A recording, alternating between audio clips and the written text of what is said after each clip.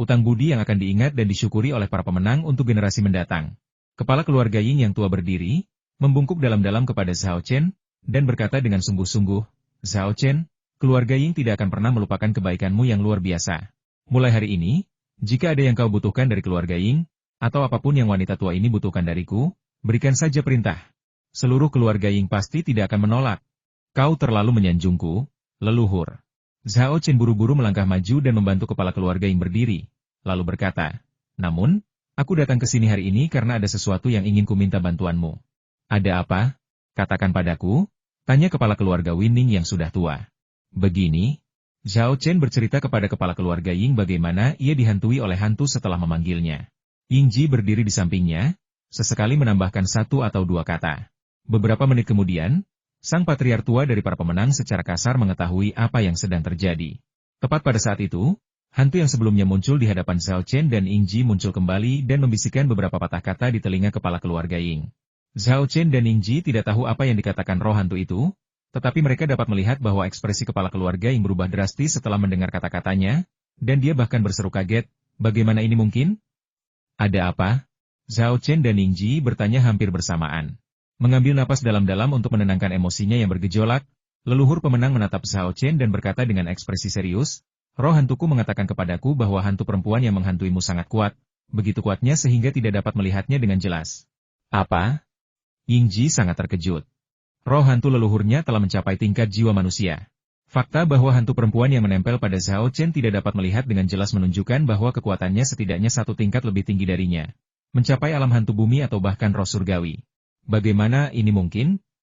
Ying Ji tiba-tiba teringat sesuatu, yang membuatnya semakin terkejut dan bingung leluhur. Bukankah dikatakan bahwa teknik pemanggilan hantu tingkat tertinggi hanya untuk memanggil jiwa manusia? Mengapa Zhao Chen mampu memanggil hantu setingkat hantu bumi dan roh surgawi? Bahkan kepala keluarga Winner yang berusia 120 tahun dan berpengetahuan luas pun benar-benar bingung dengan pertanyaan ini. Dia menggelengkan kepalanya dan tersenyum kecut. Aku juga tidak tahu. Dia bertanya secara rinci tentang proses Zhao Chen dalam memanggil hantu. Tetapi setelah mendengarkan, dia malah menjadi semakin bingung dan heran. Metode pemanggilan hantu yang dilakukan Zhao Chen merupakan metode yang paling primitif dan paling sederhana. Teknik pemanggilan hantu seperti itu sungguh luar biasa beruntungnya. Bahkan bisa memanggil hantu di tingkat rohin, hantu bumi, roh surgawi, kedua tingkat hantu ini sudah melangkahkan satu kaki ke alam hantu abadi. Bagaimana mungkin mereka bisa dipanggil dengan teknik pemanggilan hantu? Ini seperti memainkan permainan di mana Anda hanya bisa mendapatkan kartu peringkat R dalam pemanggilan normal. Tetapi tiba-tiba Anda mendapatkan kartu SSR sungguh tidak dapat dipercaya. Kalau ini game, mungkin ada bug, tapi ini dunia nyata. Dari mana bug sistem ini berasal? Setelah banyak penelitian, tidak ada kesimpulan yang dicapai. Sang patriark tua hanya bisa berkata tanpa daya. Pasti ada masalah di suatu tempat, tetapi kita belum tahu bagaimana cara mengatasinya. Zhao Chen tersenyum kecut. Leluhur, Ying Ji, kalian salah paham. Aku tidak tertarik dengan bagaimana hantu perempuan ini dipanggil. Yang ingin ku ketahui adalah, bagaimana kita bisa menyingkirkannya? Apa? Kau akan mengirimkannya?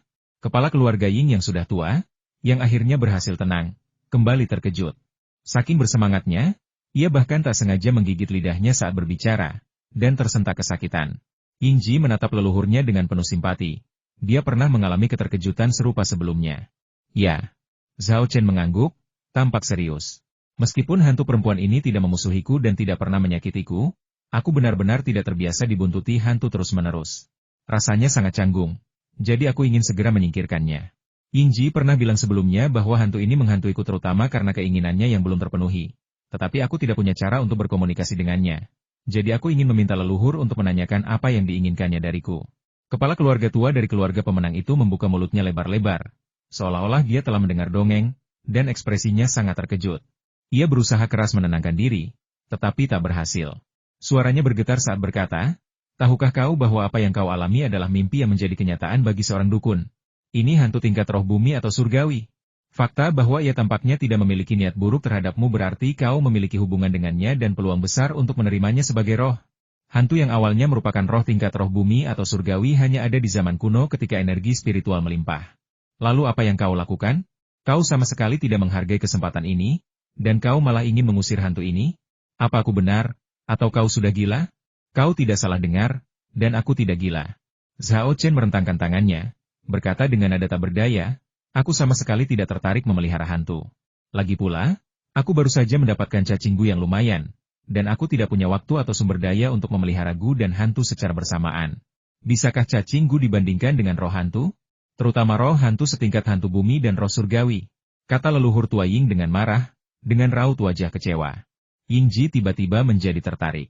Zhao Chen sedang bermain-main dengan hantu pemanggil, dan secara tidak sengaja menarik hantu-hantu kuat di tingkat hantu bumi dan roh surgawi. Akankah cacing gu yang ia panggil juga sangat kuat? Maka dia bertanya dengan rasa ingin tahu, Zhao Chen, cacing gu jenis apa yang kau panggil? Tunjukkan padaku. Zhao Chen menjawab, itu kumbang. Ia sedang tidak aktif. Saya meninggalkannya di asrama dan tidak membawanya. Kumbang? Yingji mengangkat bahu, langsung kehilangan minat. Menurutnya, cacing gu yang sangat berbisa jauh lebih efektif daripada kumbang. Baik itu lebah beracun, kalajengking, maupun ular. Zhao Chen benar-benar mengorbankan roh hantu demi kumbang, apa dia bodoh? Tepat saat itu, Zhao Chen menambahkan, oh benar, kumbang itu disebut seperti serangga roh api? Ape apa? Kali ini giliran Yingji yang menggigit lidahnya. Mengabaikan rasa sakitnya, dia buru-buru bertanya, cacing gu jenis apa yang kamu tarik? Serangga roh api, ada apa? Tanya Zhao Chen. Sialan, kamu tanya ada apa? Gak bisa berhenti pamer? Yingji begitu terprovokasi sampai-sampai dia tidak bisa menahan diri untuk mengumpat. Seketika, ia berseru tak percaya, serangga roh api benar-benar ada di dunia? Bukankah serangga roh ini seharusnya sudah punah sejak lama? Zhao Chen, kau benar-benar terlalu abnormal. Semua orang memelihara serangga beracun biasa untuk membuat cacing gu, tapi kau malah langsung memelihara serangga roh untuk membuat cacing gu. Apa kau curang? Bahkan nenek moyang tua para pemenang pun terkejut. Serangga roh api itu adalah serangga roh yang telah membangkitkan lubang spiritual mereka. Mereka berpotensi untuk berkultivasi menjadi iblis. Serangga semacam itu, seperti roh bumi dan roh surgawi, sering terlihat pada zaman kuno ketika energi spiritual melimpah, tetapi pada zaman modern ketika energi spiritual langka, mereka telah lama menghilang. Tanpa diduga, Zhao Chen berhasil mengumpulkan kedua barang ini dalam semalam. Untuk sesaat, bahkan kepala keluarga tua dari keluarga pemenang pun tak kuasa menahan diri untuk bertanya-tanya, apakah Zhao Chen adalah anak haram Tuhan? Kalau tidak, bagaimana mungkin ia memiliki keberuntungan yang luar biasa? Terkejut, Yingji bergegas menghampiri Zhao Chen dan mulai meraba-raba seluruh tubuhnya. Apa yang kau lakukan? Apa yang kau lakukan? Zhao Chen terkejut. Apa-apaan ini? Bertingkah seperti berandalan di siang bolong? Leluhurmu ada di sini, tidak bisakah kau lebih berhati-hati? Apa yang kulakukan? Tentu saja, aku sedang berusaha mendapatkan sedikit keberuntunganmu. Gumam Yingji pelan sambil menyentuhnya. Berkahilah aku, agar aku bisa menarik serangga roh dan hantu kuat juga. Nah, dia memperlakukan Zhao Chen seperti maskot. Beberapa menit kemudian, leluhur tua dari keluarga pemenang itu menenangkan diri dan bertanya, Zhao Chen, sudahkah kau memikirkannya matang-matang? Apa kau benar-benar ingin mengusir hantu yang menghantuimu? Meskipun membesarkan serangga roh dan hantu secara bersamaan memang sangat mahal, peningkatan kekuatanmu juga cukup signifikan. Aku yakin. Zhao Chen mengangguk. Aku bukan dukun, dan membesarkan hantu tidak cocok dengan metode kultivasiku. Apa? Kau bukan dukun? Kepala keluarga Winning yang sudah tua ternganga heran. Yingji juga tercengang. Kamu sangat ahli dalam perdukunan. Beraninya kamu bilang kamu bukan dukun? Lucu sekali. Setelah memastikan bahwa Zhao Chen tidak berbohong, ketua lama keluarga pemenang itu tak dapat menahan diri untuk bertanya. Lalu aliran pemikiran mana yang Anda ikuti? Zhao Chen tidak memberitahu mereka bahwa dia adalah seorang dukun, dan dengan samar berkata, aku sebenarnya sedang belajar kedokteran. Belajar kedokteran? Apakah ada aliran pemikiran seperti itu dalam kultivasi? Patriark tua keluarga Ying mengangkat alis dan tiba-tiba berseru. Aku tahu. Kau seorang alkemis. Seorang alkemis yang memurnikan pil dari luar dan mengolah jiwa dari dalam. Dan Xi adalah istilah yang digunakan untuk merujuk pada praktisi aliran alkimia. Sekolah praktisi ini menekankan kultivasi eksternal dengan ramuan dan kultivasi internal jiwa dan raga. Mereka dapat mengekstrak saripati herbal untuk membentuk pil spiritual, yang membantu orang membersihkan sumsum dan tulang mereka serta meningkatkan kultivasi mereka. Namun, alkimia tidak hanya sulit dipelajari, tetapi juga sulit dikuasai. Oleh karena itu, sepanjang sejarah, jumlah alkemis sangat sedikit, dan setiap alkemis yang benar-benar terampil sangat dicari. Alasannya sederhana, eliksir yang mereka sempurnakan semuanya berkualitas tinggi, sangat bermanfaat untuk budidaya. Apakah kamu benar-benar seorang alkemis? Yingji menatap Zhao Chen dengan mata terbelalak. Dia hanya pernah mendengar nama alkemis, tetapi belum pernah melihatnya secara langsung. Kurasa begitu. Zhao Chen tidak ingin membuang waktu untuk masalah ini, Jadi dia menerima identitas ini begitu saja untuk menghindari keterlibatan lebih lanjut antara kepala keluarga Ying dan Yingji. Yingji mendecakkan lidahnya dengan takjub, ya ampun. Aku tak pernah menyangka masih ada alkemis di dunia ini. Kupikir praktisi aliran alkimia sudah punah. Hei Zhao Chen, karena kau seorang alkemis, apa kau tidak tahu cara meracik pil? Zhao Chen mengangguk dan berkata, ya, saya tahu sedikit. Ini bukan bohong. Dupa penenang, pil penyembuh tulang, pil pembersih sumsum, pil penyembuh sumsum, semua itu adalah jenis ramuan. Mata Yingji langsung berbinar, dan ia berubah menjadi anak kecil yang penasaran. Bertanya, apakah kamu punya pil? Bisakah kamu mengeluarkannya dan memperlihatkannya kepadaku? Zhao Chen merasa geli sekaligus jengkel, lalu merentangkan tangannya dan berkata, bisakah kita meminta leluhur untuk mengurus masalah penting ini dulu? Ini benar-benar di luar topik. Maaf, aku terlalu bersemangat, kata Yingji sambil meminta maaf. Leluhur tua dari keluarga pemenang juga ingin melihat pil yang telah disuling Zhao Chen, tetapi karena Zhao Chen sudah mengatakannya, ia terlalu malu untuk mendesaknya lebih lanjut. Ia hanya bisa berkata, aku akan bertanya kepada hantu ini apa keinginannya yang belum terpenuhi untukmu sekarang. Namun, aku sarankan kau untuk memikirkannya. Sekalipun kau bukan praktisi aliran perdukunan, kau tetap bisa membangkitkan hantu. Roh hantu yang kuat akan sangat membantumu. Zhao Chen mengangguk, ya, aku akan memikirkannya baik-baik. Leluhur, tolong tanyakan apakah ada keinginannya yang belum terpenuhi untukku. Melihat Zhao Chen tidak tulus, kepala keluarga pemenang menggelengkan kepalanya dan berhenti membujuknya. Ia berbalik dan berjalan ke lemari mahoni di dekat dinding, membuka laci, dan mengeluarkan 2 botol kaca. Zhao Chen melirik mereka dengan rasa ingin tahu. Kedua botol kaca itu berisi cairan yang tidak diketahui, masing-masing berisi beberapa helai daun. Setelah memeriksa dengan saksama, ia menyadari bahwa botol-botol itu masing-masing berisi daun willow dan daun locust. Leluhur tua itu membuka kedua botol kaca, mengeluarkan 2 lembar daun willow, dan dengan cepat menelusurinya dengan ujung jarinya sambil merapal mantra, seolah-olah sedang membaca mantra. Beberapa detik kemudian, ritual itu selesai. Ia menutup mata dan menempelkan kedua lembar daun willow itu di kelopak mata atasnya. Ketika ia membuka mata lagi, tatapannya langsung tertuju pada hantu perempuan itu. Buka mata surgawi. Zhao Chen mengangkat sebelah alisnya. Lembar informasi itu langsung menampilkan data detail tentang kemampuan merapal mantra leluhur pemenang saat ini. Seperti dugaan Zhao Chen, ia sedang membuka mata langitnya. Namun, teknik ini tidak berguna bagi Zhao Chen, karena ia memiliki teknik pengamatan ki yang lebih baik dan lebih praktis. Setelah melirik hantu perempuan itu beberapa kali, leluhur tua keluarga pemenang itu mengeluarkan beberapa lembar daun belalang dari botol kaca lain dan melemparkannya ke mulutnya. Zhao Chen juga melihat alasan mengapa dia melakukan ini di lembar informasi. Ternyata pohon belalang adalah salah satu dari 5 pohon hantu, yang secara alami memiliki energi yin dan energi hantu yang sangat kuat. Dengan memetik daun belalang, merendamnya dalam ramuan rahasia, lalu menerapkan teknik rahasia, seseorang dapat mengubah kondisi lidah seseorang, membantu mereka mengucapkan kata-kata hantu dengan lebih efektif. Setelah mengunyah daun belalang beberapa kali, leluhur tua para pemenang pun berbicara. Suara suram dan aneh keluar dari mulutnya, sangat berbeda dari nada dan sikapnya sebelumnya, yang membuat orang merasa merinding. Itu omong kosong belaka.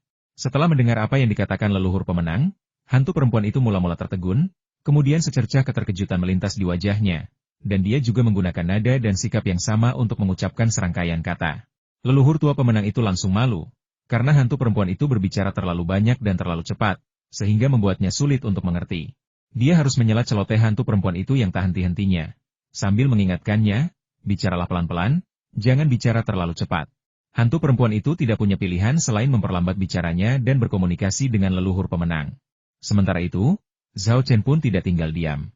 Saat leluhur pemenang mengucapkan omong kosong itu, materi pembelajaran yang terkait dengan omong kosong itu muncul di daun informasi, bersama dengan metode pembelajaran yang sangat praktis. Zhao Chen mengaktifkan teknik konsentrasinya dan mulai mempelajari cerita hantu. Metode pembelajaran yang diajarkan di lembar informasi sangat praktis, dan dengan bantuan teknik konsentrasi, Zhao Chen dengan cepat menguasainya.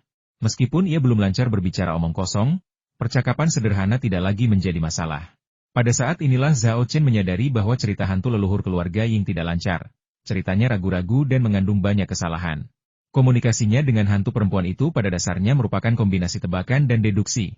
Karena alasan inilah pula leluhur keluarga Ying masih belum mengerti mengapa hantu perempuan itu menghantui Zhao Chen. Situasi ini seperti seseorang yang berbicara bahasa Inggris yang sangat buruk mencoba berkomunikasi dengan orang Amerika yang tidak mengerti bahasa Mandarin. Kedua belah pihak merasa frustrasi tetapi tidak memiliki cara untuk menyelesaikan masalah tersebut. Tentu saja, jika Anda ingin berkomunikasi dengan baik, selain menceritakan kisah hantu, ada cara lain biarkan hantu merasuki Anda. Namun, metode ini sangat menguras energi, terutama karena hantu perempuan tersebut telah mencapai tingkatan hantu bumi dan roh surgawi.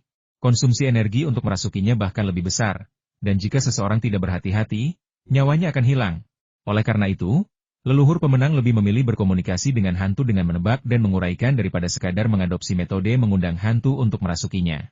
Melihat betapa susahnya sang patriark tua berkomunikasi dengan hantu perempuan itu, Zhao Chen tak kuasa menahan diri untuk bertanya dalam bahasa hantu.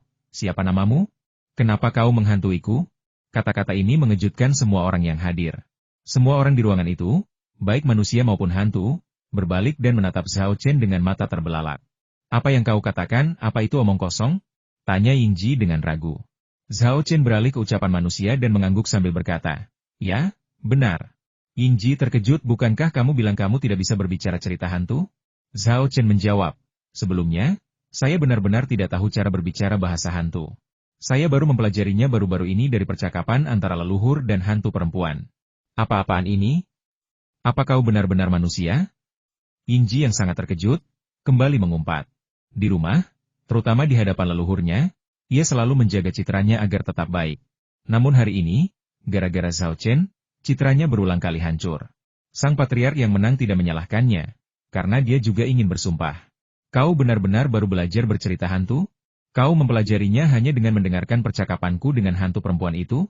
Sudah berapa lama? Itu keterlaluan. Dan aku merasa cerita hantu yang baru kau pelajari bahkan lebih bagus daripada ceritaku.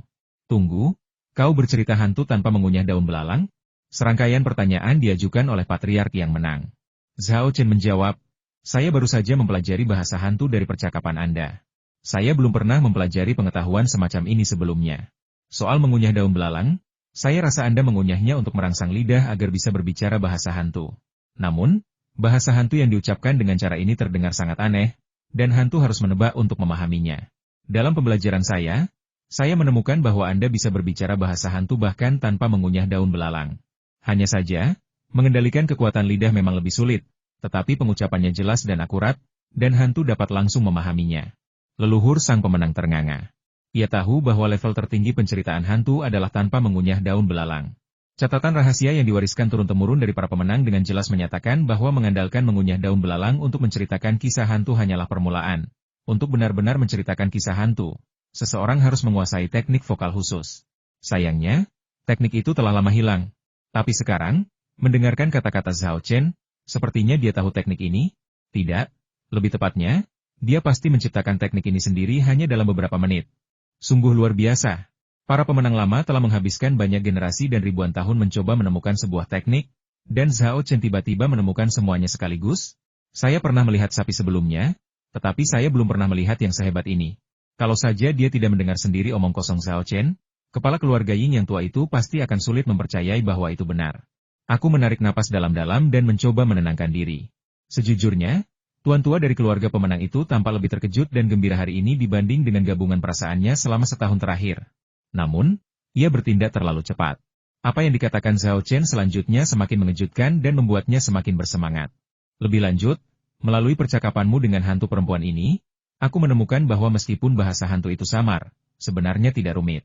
Bahasa hantu memiliki 49 suku kata dasar. Selama kau menguasai suku kata dasar ini, kau hampir tidak akan bisa belajar berkomunikasi dalam bahasa hantu. Tentu saja, selain 49 suku kata dasar, ada juga 81 suku kata khusus, yang membutuhkan waktu untuk dipelajari dengan benar. 49 suku kata dasar? 81 suku kata khusus? Kamu yakin ngomongin omong kosong? Atau kamu lagi ngomongin soal pengajaran bahasa asing? Leluhur tua keluarga Ying dan Ningji keduanya membuka mulut lebar-lebar, menatap kosong ke arah Zhao Chen. Mata mereka dipenuhi dengan keterkejutan dan ketidakpercayaan. Dunia para jenius akademis sungguh sulit dipahami oleh orang awam. Kau sendiri yang memikirkan semua ini? Dalam waktu sesingkat itu? Tanya Yingji. Ya, benar. Zhao Chen tidak bisa mengungkapkan kebenaran tentang warisan Wu Peng. Jadi dia hanya bisa mengaku sebagai orang yang bertanggung jawab. Yingji menggelengkan kepala dan mendesah, aku selalu merasa diriku jenius. Tapi dibandingkan denganmu hari ini, aku jadi ragu kalau aku idiot. Bukan cuma kamu, aku juga berpikir begitu, kata leluhur pemenang sambil tersenyum kecut. Jika keberuntungan Zhao Chen sebelumnya membuatnya takjub, maka kemampuan belajarnya saat ini membuatnya ngeri. Sebuah pikiran tiba-tiba terlintas di benaknya, pencapaian Zhao Chen di masa depan pasti luar biasa. Untungnya, kami, para pemenang, kini telah menjalin hubungan baik dengannya. Mungkin di masa depan, kami dapat memanfaatkan pengaruhnya dan meraih kesuksesan bersama. Setelah ragu sejenak, leluhur tua keluarga Winner berkata lagi, Zhao Chen, bisakah kau mengajari kami teknik bercerita hantu ciptaanmu, serta suku kata cerita hantu itu?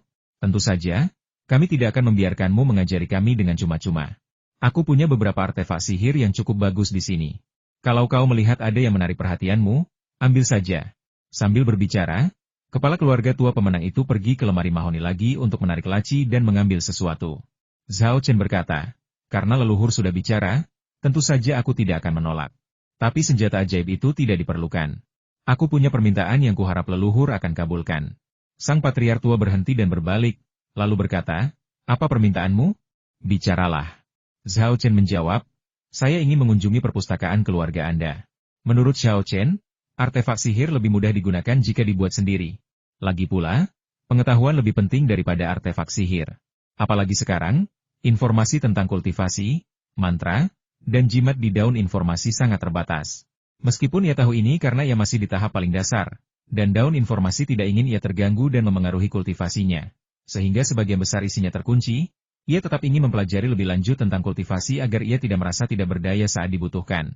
Lagi pula, meski Anda tidak belajar apapun, ada baiknya untuk memperluas wawasan Anda. Itulah sebabnya ia mengarahkan pandangannya ke perpustakaan pemenang. Karena ia tidak mengizinkannya melihat informasi tersebut, koleksi buku pemenang yang sangat banyak, yang terakumulasi selama ribuan tahun, pasti akan memperluas wawasannya.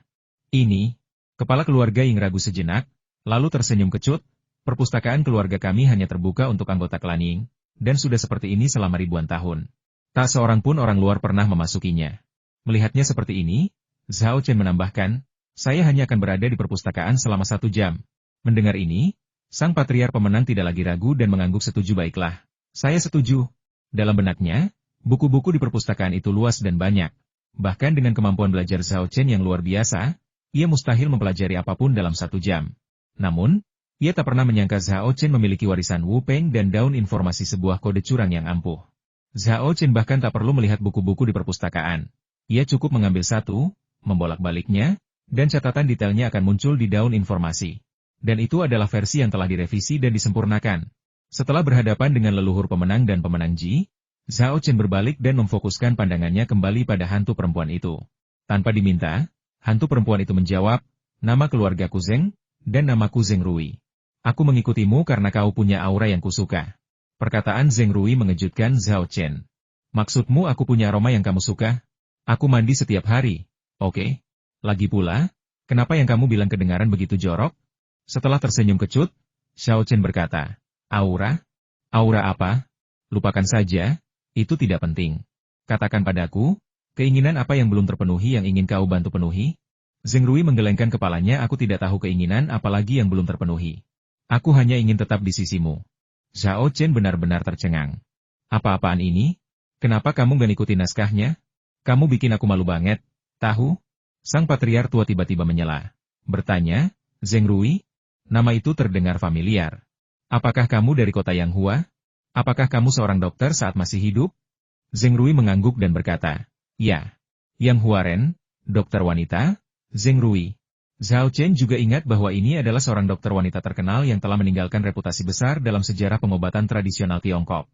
Dia adalah sosok senior dan legendaris sejati di bidang medis.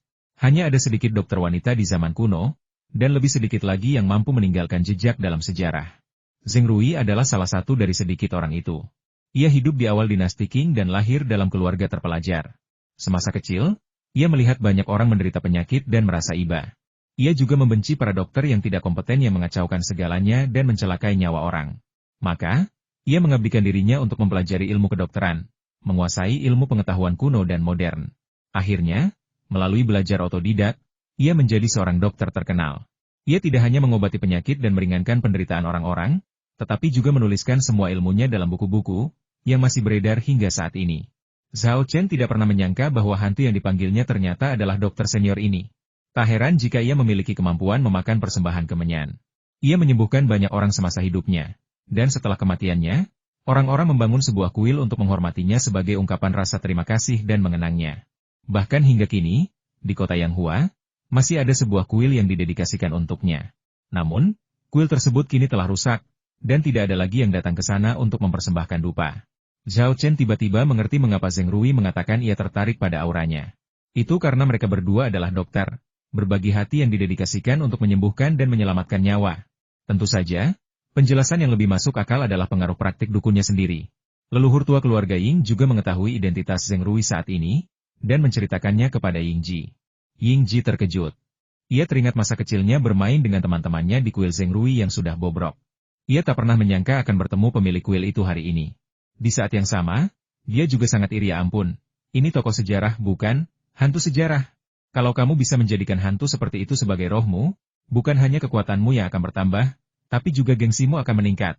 Namun, kepala keluarga pemenang masih memiliki pertanyaan yang membingungkannya. Seharusnya tidak demikian. Hantu berkeliaran di dunia karena mereka memiliki keinginan yang belum terpenuhi. Kenapa kalian tidak punya keinginan? Ini tidak masuk akal. Zhao Chen juga merenungkannya. Tiba-tiba ia teringat beberapa catatan sejarah tentang Zheng Rui yang pernah dibacanya, dan secercah inspirasi pun muncul. Ia pun berseru, "Aku tahu, keinginanmu adalah menyembuhkan penyakit dan menyelamatkan nyawa." Zheng Rui memiringkan kepalanya dan berpikir sejenak, senyum mengembang di wajah manisnya. Sepertinya begitu. Melihatnya seperti ini, Zhao Chen merasa ingin menangis. Sialan, apa kau harus sebodoh itu? Kau bahkan butuh seseorang untuk mengingatkanmu tentang keinginanmu sendiri untuk tetap tinggal di dunia fana? Semakin ia memikirkannya, semakin terasa ada yang janggal. Ia tak kuasa menahan diri untuk beralih ke bahasa manusia dan bertanya kepada leluhur Ying. Leluhur, kalau tidak salah, menurut catatan sejarah, Zheng Rui meninggal dunia di usia lebih dari 60 tahun, kan? Kenapa arwahnya adalah seorang gadis berusia 15 atau 16 tahun? Sang patriark tua menjelaskan, karena obsesinya terbentuk ketika dia berusia 15 atau 16 tahun. Setelah dia meninggal dan menjadi hantu, penampilan dan kepribadiannya kembali seperti remaja berusia 15 atau 16 tahun. Namun, pengetahuan dan pengalamannya tidak berkurang. Aku mengerti. Zhao Chen tiba-tiba menyadari. Tampaknya saat Zheng Rui berusia 15 atau 16 tahun, dia membuat sumpah besar untuk menjadi dokter sendiri dan menyelamatkan nyawa. Meskipun dia memahami misterinya, Zhao Chen tidak senang. Karena keinginan Zheng Rui terlalu besar. Menyembuhkan yang sakit dan meringankan penderitaan, menyelamatkan nyawa dan menyembuhkan yang terluka. Ada banyak sekali pasien di dunia ini. Jika Zheng Rui seperti Ksitigarbha Bodhisattva, dan seorang pasien datang dengan keinginan yang tidak murni dan tidak dapat dipenuhi, bukankah ia akan disiksa oleh Zheng Rui selamanya? Tragis banget. Masa sih? Aku sampai harus menganggapnya hantu? Zhao Chen sangat tertekan, dan Ying Ji benar-benar ingin meninjunya. Dia terlalu tidak tahu berterima kasih. Dia memiliki hantu yang begitu kuat, dan alih-alih mengambilnya, dia ingin segera mendapatkannya. Rasanya seperti memenangkan lotre tetapi menolak menerimanya. Leluhur tua yang baik hati itulah yang menghiburnya. Berkata, jangan terlalu berpikiran buruk. Mungkin dia akan pergi setelah melihatmu menyembuhkan beberapa orang. Lagi pula, dia setingkat hantu bumi dan roh surgawi. Kau benar-benar bisa menerimanya sebagai roh hantu. Zhao Chen berkata sambil tersenyum kecut. Aku benar-benar tidak bisa terbiasa dihantui setiap hari. Semuanya terlihat melalui tubuhku, dan aku sama sekali tidak punya privasi. Ying Ji tidak ragu untuk menusuknya dari belakang. Tidak apa-apa, kamu akan terbiasa setelah beberapa saat. Kepala keluarga pemenang memutar bola matanya ke arahnya dan memarahi. Beraninya kau bicara seperti itu pada Zhao Chen? Kau harus lebih sopan. Tahu? Lalu, sambil tersenyum, ia menawarkan sarannya kalau kamu benar-benar tidak suka hantu terus-menerus mengikutimu. Kamu bisa membangun rumah hantu untuknya dan membiarkannya tinggal di dalamnya. Ia perlu izinmu untuk masuk dan keluar. Kalau tidak, ia tidak bisa keluar. Bukankah itu akan menyelesaikan masalah? Hah? Kamu bisa melakukannya? Zhao Chen sangat terkejut. Tentu saja. Apa kau tidak tahu? Patriark tua keluarga Ying dan Ying Ji sama-sama terkejut. Entahlah, kata Zhao Chen sambil mengangkat bahu. Aku selalu berpikir hantu atau roh harus selalu berada di sisimu. Mengawasimu saat kau makan, minum, buang air besar, dan tidur. Ying Ji tak kuasa menahan tawa, dan tawanya semakin keras hingga air mata mengalir di wajahnya. Hahaha, ini lucu sekali. Kau bahkan tidak tahu hal sesederhana ini.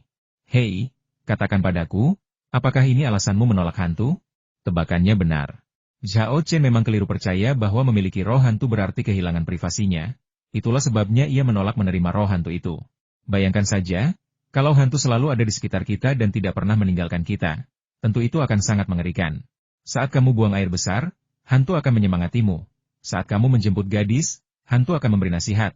Saat kamu berhubungan seks, hantu akan mengingatkanmu untuk mencoba posisi berbeda dan melakukannya lagi. Siapapun akan menjadi terlalu lemah. Tidak, mereka tidak akan mampu menahannya. Namun, sekarang setelah dia memiliki solusi, Zhao Chen tiba-tiba merasa bahwa menangkap roh hantu mungkin tidak terlalu buruk. Tentu saja biayanya juga sangat besar. Yingji masih tertawa. Sementara Zhao Chen bergumam tak berdaya. Aku bukan dukun, tentu saja aku tidak mengerti hal-hal ini. Mendengar ini, Yingji tidak bisa tertawa lagi. Zhao Chen memang bukan seorang dukun, tetapi keterampilannya dalam perdukunan jauh melampaui Yingji, seorang dukun murni. Ini benar-benar konyol. Yingji merasa malu. Tetapi Zhao Chen mengabaikannya dan malah bertanya kepada kepala keluarga Ying tentang metode pembuatan kediaman hantu. Kepala keluarga pemenang tidak menyembunyikan ilmunya dan mengajarkan anggota keluarga dengan penuh perhatian. Apa yang disebut tempat tinggal hantu sebenarnya adalah sejenis artefak ritual dari lempengan batu giok. Hantu yang tinggal di dalamnya tidak hanya dapat menghindari bahaya sinar matahari, tetapi juga menyerap energi spiritual langit dan bumi untuk mengolah dan meningkatkan diri. Ini adalah metode membangkitkan hantu yang telah dieksplorasi dan diciptakan oleh para dukun sepanjang sejarah selama ribuan tahun. Dengan bantuan Ye, Zhao Chen dengan cepat menguasai metode tersebut. Kemudian, ia bertanya kepada Zheng Rui dalam bahasa hantu, "Maukah kau menjadi roh hantuku?" Jawaban Zheng Rui sederhana dan langsung, "Hanya 2 kata saya tidak mau." Zhao Chen terdiam. Sebelumnya dia tidak mau, tetapi sekarang dia ingin, pihak lain tidak lagi mau. Kemana perginya keberuntungan luar biasa itu? Kemana perginya lingkaran cahaya sang protagonis? Sang patriar tua terkekeh dan menggelengkan kepalanya sambil berkata, "Bagaimana kamu bisa mengoleksi hantu seperti itu?" Zhao Chen menggaruk kepalanya dan berkata dengan malu, "Saya tidak punya pengalaman di bidang ini. Leluhur, tolong beri saya beberapa petunjuk." Leluhur pemenang sangat ingin menjalin hubungan baik dengan Zhao Chen, dan dia tidak menahan diri, mengungkapkan semua pengalaman dan pelajaran yang telah dikumpulkan pemenang selama 1000 tahun. Menerima hantu itu seperti berkencan, butuh persetujuan bersama. Meskipun kau memanggil Zheng Rui, bukan berarti dia mau menjadi hantumu. Lagi pula, kalian baru kenal kurang dari sehari dan sama sekali belum saling kenal. Kalau kau benar-benar ingin menerimanya sebagai hantu, kau harus mendapatkan persetujuannya beberapa hari ke depan. Begitu. Zhao Chen mengangguk, lalu bertanya, "Bagaimana aku bisa mendapatkan persetujuan Zheng Rui?" Sang patriar tua menjawab, "Kau harus mencari tahu sendiri. Setiap hantu memiliki kepribadian dan kebutuhan yang berbeda, dan cara mereka diterima pun berbeda. Namun, aku bisa memberimu saran mulailah dengan keinginannya yang belum terpenuhi. Itu akan jauh lebih mudah." Zhao Chen mengangguk tanda mengerti. Sambil berpikir, keinginan yang tak terpenuhi, lalu, menyembuhkan penyakit, meringankan penderitaan, dan menyelamatkan nyawa, itu sesuai dengan keinginanku. Karena masalah Zheng Rui sudah selesai sementara, dan karena ia tidak bisa langsung mengusirnya, Zhao Chen terpaksa menerima kenyataan. Ia berencana membeli semua bahannya nanti dan membangun rumah hantu untuknya agar Zheng Rui tidak terus-menerus berada di hadapannya dan membuatnya tidak nyaman. Kita juga perlu membuat kandang untuk kunang-kunang sesegera mungkin. Tidak baik jika kunang-kunang terus duduk di kepala kucing putih. Tempat tinggal hantu dan kandang serangga terbaik terbuat dari batu giok yang diresapi Qi. Dan itu, tentu saja, akan menghabiskan banyak biaya. Zhao Chen tiba-tiba menyadari bahwa mengandalkan dupa penenang, pil kecantikan, dan pil vitalitas untuk menghasilkan uang saja rasanya tidak cukup. Tak heran jika orang-orang menyebut kekayaan, teman, metode, dan lingkungan sebagai 4 elemen penting dalam kultivasi. Kultivasi benar-benar seperti lubang yang melahap uang. Tanpa uang, mustahil untuk bergerak sedikit pun. Sepertinya ia perlu memikirkan lebih banyak cara untuk menghasilkan uang. Sebelum meninggalkan rumah lama pemenang, Zhao Chen masih memiliki beberapa hal yang harus dilakukan. Dia meminta Yingji untuk membawakannya pena dan kertas, menyalin materi pengajaran tentang cerita hantu dari daun informasi, dan menyerahkannya kepada kepala keluarga Ying sebagai ganti hak untuk membaca buku di perpustakaan keluarga Ying. Sang patriar tua, seorang pria yang cerdas, sekilas tahu bahwa metode pembelajaran yang diberikan Zhao Chen asli dan pasti akan sangat efektif. Dengan gembira, ia tersenyum puas dan berkata, luar biasa, luar biasa, luar biasa. Saya belum pernah melihat metode pembelajaran secerdas ini sebelumnya. Jauh lebih unggul daripada yang pernah kita pelajari sebelumnya." Yingji mencondongkan tubuh ke depan, membaca metode tersebut, dan menghafal daftar suku kata di bagian akhir. Kemudian ia mencoba berbicara. Benar saja, meskipun sedikit tergagap, ia benar-benar berbicara ngawur tanpa mengunyah daun locust. Intonasinya agak canggung, tetapi itu bukan masalah. Dengan lebih banyak latihan, ia bisa memperbaikinya. Ya ampun, metode ini sangat efektif. Seru Yingji tulus. Ia tiba-tiba teringat sesuatu. Zhao Chen bisa terus-menerus menekankan bahwa ia bukan seorang praktisi perdukunan.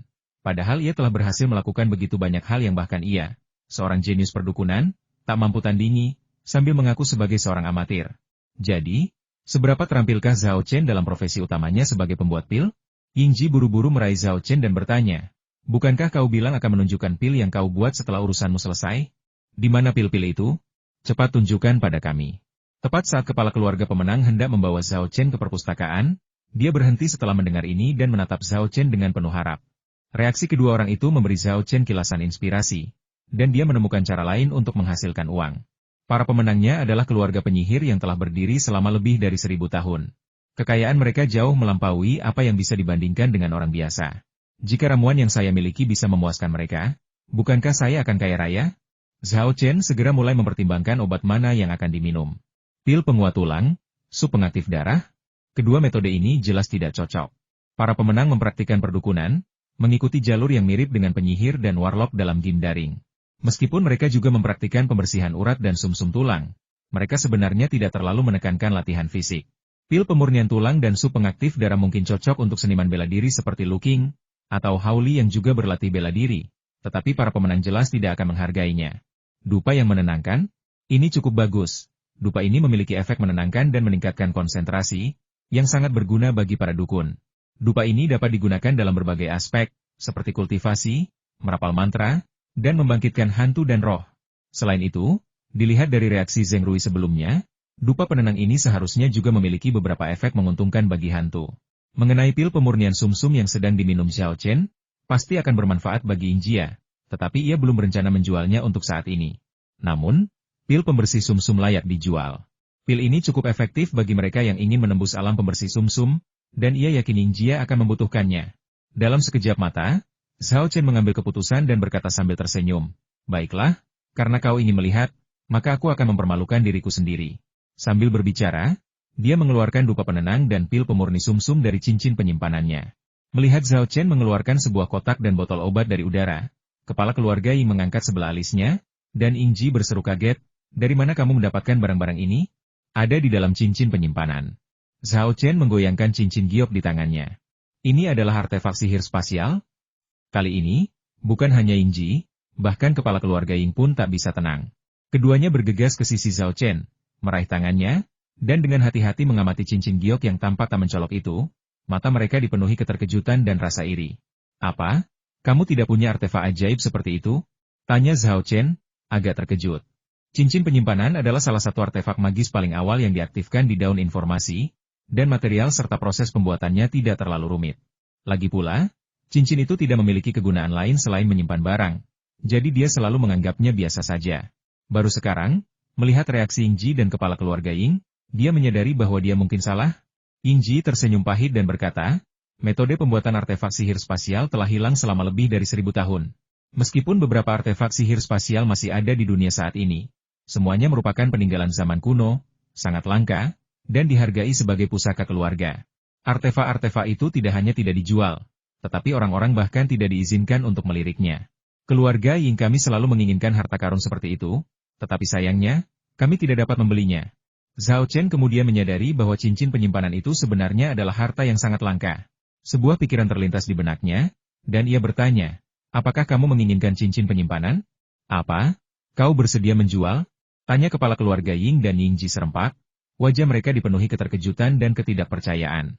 Mereka yang memiliki artefak spasial seperti itu menghargainya seperti darah kehidupan mereka, dan sekarang seseorang benar-benar bersedia menjualnya? Nenek moyang lama pemenang dan putri yang pernah ragu apakah mereka salah dengar. Zhao Chen tersenyum dan menggelengkan kepalanya saat ini, aku hanya punya satu cincin penyimpanan ini, jadi aku tidak bisa menjualnya kepadamu. Yingji berkata dengan kesal, lalu kenapa kau bertanya apakah kami menginginkannya? Apa kau hanya bercanda?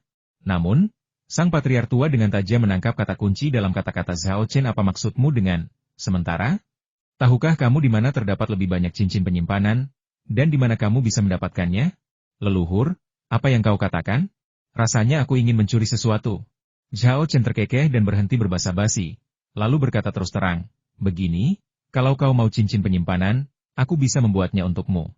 Tapi kau harus menyediakan bahannya sendiri, dan biaya produksinya tidak akan murah. Yingji berseru kaget, kau bisa membuat artefak spasial? Bagaimana mungkin? Keahlian membuat artefak ini sudah hilang selama ribuan tahun. Kamu salah. Keahlian ini belum hilang. Kamu hanya tidak menyadarinya. Zhao Chen menunjuk cincin penyimpanan di tangannya. Sejujurnya, aku yang membuatnya. Yingji masih sulit mempercayainya. Tetapi kepala keluarga Ying mempercayai kata-kata Zhao Chen. Menurutnya, Zhao Chen adalah pria yang cerdas dan tidak akan bercanda tentang hal seperti itu. Sambil menahan kegembiraannya, leluhur pemenang bertanya, bahan apa saja yang dibutuhkan? Berapa biaya pembuatannya? Bahan-bahannya sangat sederhana, giok yang mengandung Qi. Semakin banyak semakin baik, karena tingkat kegagalan dalam membuat artefak, terutama artefak spasial, tinggi. Zhao Chen berbohong tanpa ragu. Teknik kerajinan yang dipelajarinya dari garis keturunan Wu Peng, meski memiliki kemungkinan gagal, tidak sekeji yang ia gambarkan. Singkatnya, tujuan Zhao Chen adalah memanfaatkan artefak ciptaannya untuk menipu sejumlah batu giok yang mengandung Qi dari keluarga Ying. Dengan begitu, ia tidak hanya akan menghindari kebencian keluarga Ying, tetapi juga akan mendapatkan rasa terima kasih mereka. Mengenai biaya produksi, Zhao Chen ragu-ragu pada titik ini karena dia tidak tahu berapa banyak uang yang harus dia kenakan. Sebelumnya, ia membantu Cheng Yunlong membuat jimat penangkal roh jahat, dan ia menerima bayaran sebesar 100.000 yuan. Meskipun membuat cincin penyimpanan lebih rumit, prosesnya tidak terlalu sulit. Namun, karena ini bisnis yang unik, ia bisa mematok harga yang lebih tinggi. Setelah mempertimbangkan sejenak, Zhao Chen memutuskan untuk memulai dengan tawaran tertinggi, yaitu 1 juta. Jika pemenang tidak bersedia, mereka dapat bernegosiasi dan menemukan harga yang dapat diterima kedua belah pihak. Dia mengangkat satu jarinya dan berkata, 1. Ia baru saja mulai berbicara ketika kepala keluarga pemenang yang sudah tua dan tidak sabar itu menyela 10 juta. Kan? Tidak masalah. Dengan baik? Zhao Chen tercengang. 10 juta? Apa ini benar-benar kurang ajar? Aku cuma berencana menawar 1 juta. Wah, kalian para pemenang benar-benar membuktikan reputasi mereka sebagai keluarga penyihir dengan sejarah lebih dari 1000 tahun. Kalian memberi saya 10 kali lipat jumlahnya. Kalian benar-benar kaya raya. Tawaran sang patriark yang menang membuat Zhao Chen menyadari bahwa meskipun kultivasi sangat mahal, keluarga kultivasi tidak kekurangan uang dan sangat bersedia membelanjakannya. Tampaknya ia harus lebih banyak berbisnis dengan keluarga kultivasi ini di masa mendatang. Zhao Chen hendak menyetujuinya ketika dia melihat kegembiraan di wajah kepala keluarga Ying dan Yingji. Seolah-olah mereka telah memperoleh keuntungan besar. Apa mereka pikir biaya produksi 10 juta itu bagus? Astaga, apa mereka seboros itu? Dengan pemikiran ini, Zhao Chen memutuskan untuk menguji kemampuannya. Jadi dia menambahkan, saya berbicara tentang dolar AS. 10 juta dolar AS? Kepala keluarga pemenang tertegun, lalu mengerutkan kening. Sialan, apa aku minta terlalu banyak? Zhao Chen menyadari situasinya buruk dan ingin menurunkan harga. Tetapi kemudian ia mendengar leluhur pemenang berkata, kami di keluarga pemenang tidak punya banyak dolar AS sebagai cadangan saat ini. Bagaimana kalau kita tukarkan ke RMB dan transfer kepadamu sesuai nilai tukar? Zhao Chen kemudian menyadari bahwa alasan kepala keluarga tua pemenang itu mengerutkan kening adalah karena dia menginginkan uang tunai 10 juta dolar AS dan takut tidak dapat memperolehnya dalam waktu singkat, bukan karena dia pikir harga yang dimintanya terlalu tinggi. Baiklah. Zhao Chen mengangguk setuju. Sangat bagus. Sang patriark yang menang tersenyum lebar. Sangat senang. Zhao Chen, terima kasih banyak. Kalian sangat baik kepada kami, para pemenang. Oh, ngomong-ngomong, berikan nomor rekening bank kalian sekarang juga, dan saya akan segera meminta seseorang mentransfer uangnya. Kami juga akan segera menyiapkan giok berisi Qi yang kalian butuhkan. Kalian seharusnya sudah siap sedia saat keluar dari perpustakaan 1 jam lagi. Zhao Chen adalah orang yang cerdas, dan dia langsung mengerti bahwa biaya produksi puluhan juta dolar AS masih sangat berharga di mata pemenang. Sepertinya harga yang kutawar terlalu rendah. Ya sudahlah, mau bagaimana lagi? Aku belum berpengalaman. Anggap saja ini hal yang baik bagi pemenangnya dan belajar dari pengalaman ini.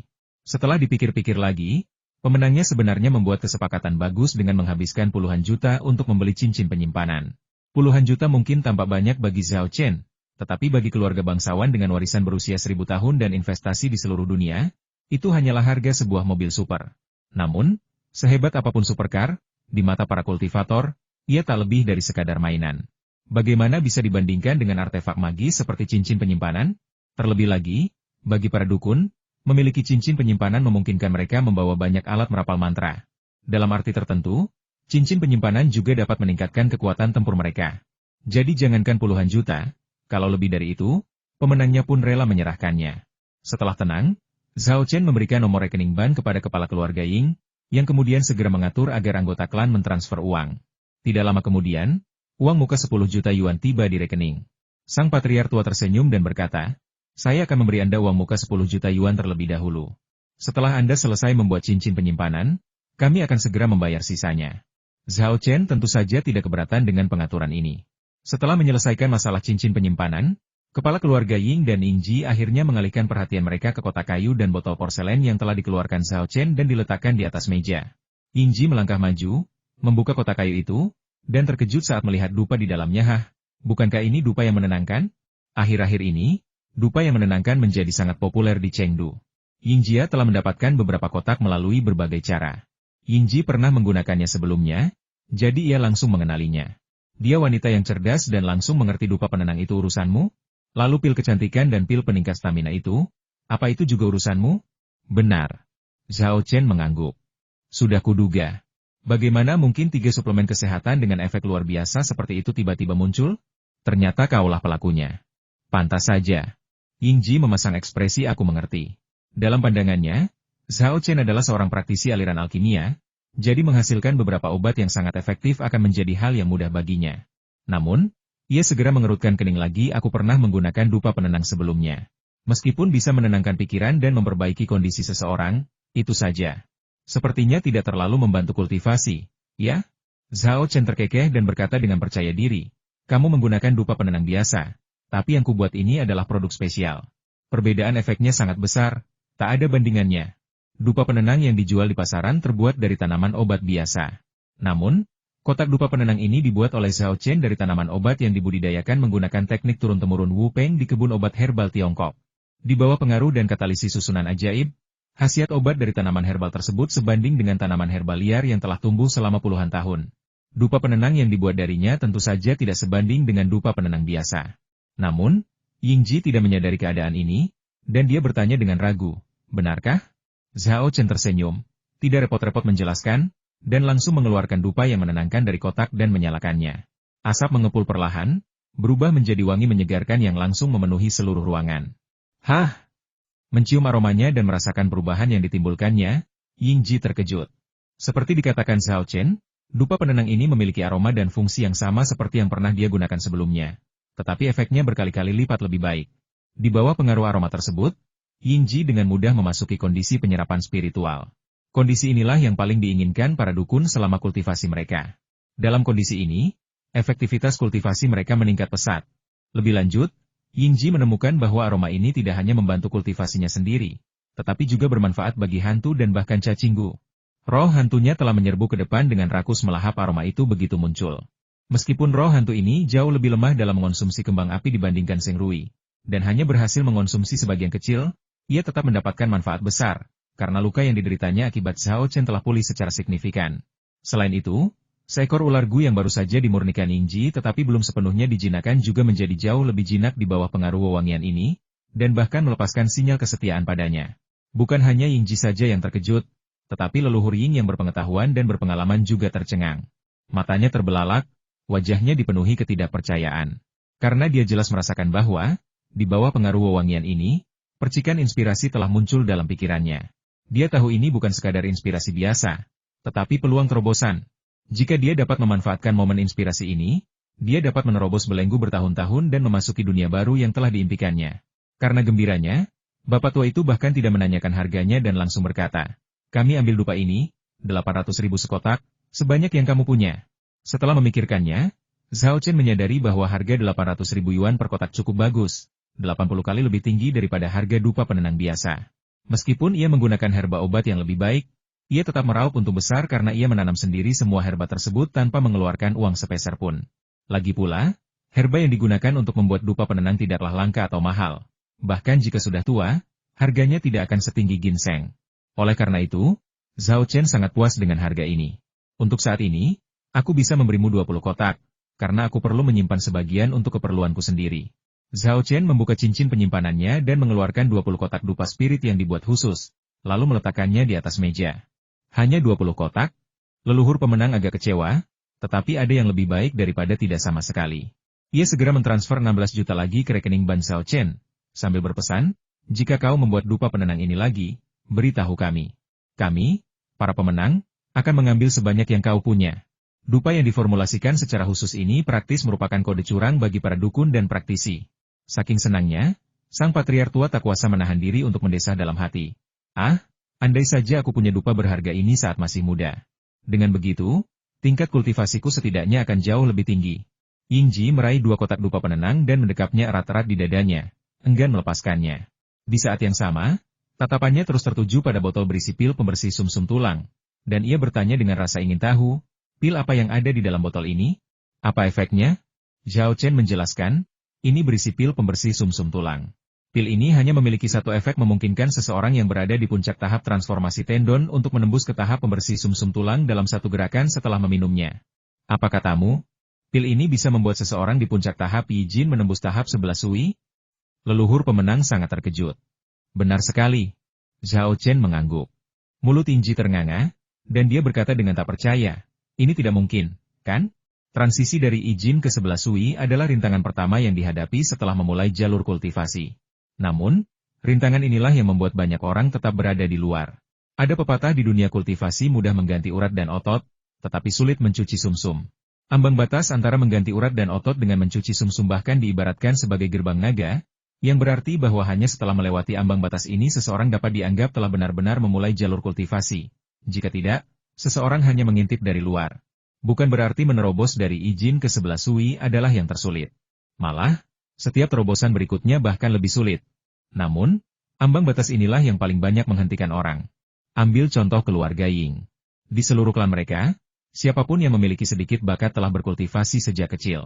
Namun, hingga saat ini, hanya 20 atau 30 yang berhasil menembus tahap Yi Jin dan memasuki tahap 11 Sui.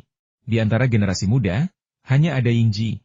Jika pil pembersih sumsum benar-benar dapat memungkinkan seseorang yang berada di puncak tahap pergantian tendon untuk menerobos ke alam pembersihan sumsum, maka kekuatan pemenang pasti akan mengalami lompatan kualitatif. Dihadapkan dengan skeptisisme, Zhao Chen tetap pada pendiriannya sebelumnya membiarkan fakta berbicara sendiri. Apakah ada orang di sini yang berada di puncak panggung Yi Jinjing? Temukan satu dan coba. Lalu kita akan tahu. Kepala keluarga Ying segera berkata, baik. Yingji, pergi dan panggil saudara Muzi ke sini. Yingji berlari keluar bagaikan embusan angin, dan kembali beberapa saat kemudian bersama putra paman ketiganya, Yingzi. Setelah bertukar salam, Yingzi mengambil pil pembersih sumsum. Zhao Chen mengingatkannya, setelah meminum pil ini, kamu akan merasakan sakit yang luar biasa, tetapi kamu harus bertahan, mengerti?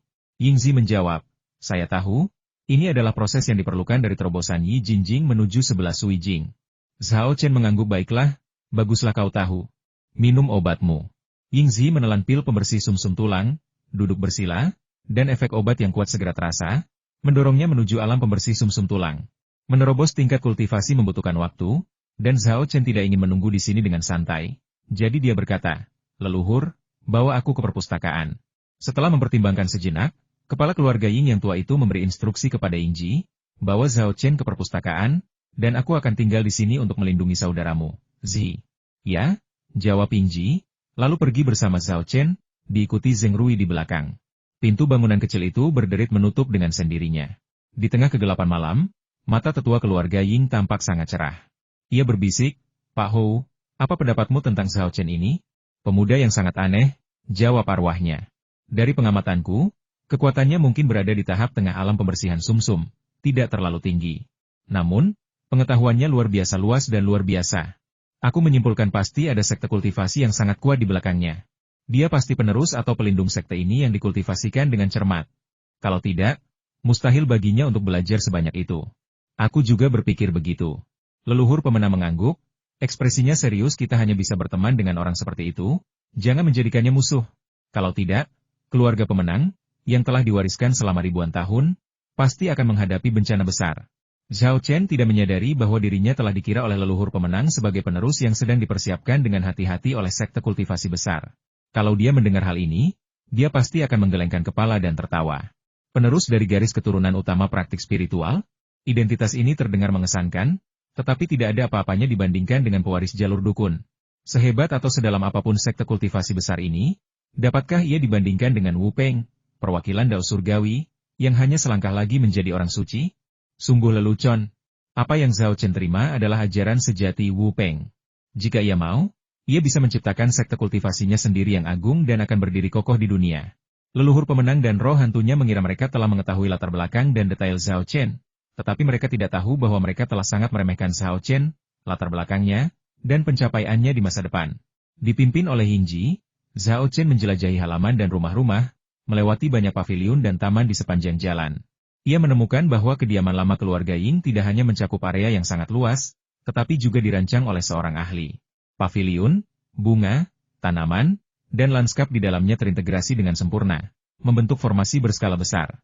Formasi ini tidak hanya dapat bertahan melawan musuh kecil dan melawan musuh yang kuat, tetapi juga dapat menarik energi spiritual di sekitarnya untuk dihirup dan diserap oleh orang-orang di halaman.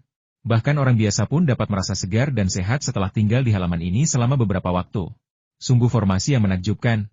Zhao Chen merasa tertarik, jadi dia memperlambat langkahnya dan mengamati keadaan sekelilingnya dengan cermat. Information Leaf tidak mengecewakannya, dengan cepat mengumpulkan informasi detail tentang formasi tersebut. Ia juga membuat cabang baru untuk formasi di sebelah bagian jimat. Di dalamnya terdapat sebuah buku berjudul Mirage. Fata Morgana adalah ilusi, dan formasi di rumah pemenang juga terutama digunakan untuk menipu orang-orang dengan ilusi. Sekaligus memiliki efek ajaib Fata Morgana yang menyerap energi spiritual.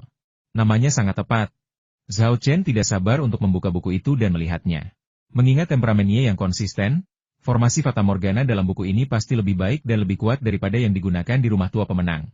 Namun, saat itu, Ying Ji, yang memimpin jalan, menyadari bahwa ia tiba-tiba melambat dan berbalik untuk mendesaknya. Cepat. Kalau kau terus berlambat-lambat, kau bisa tersesat. Aku tidak menyombongkan diri.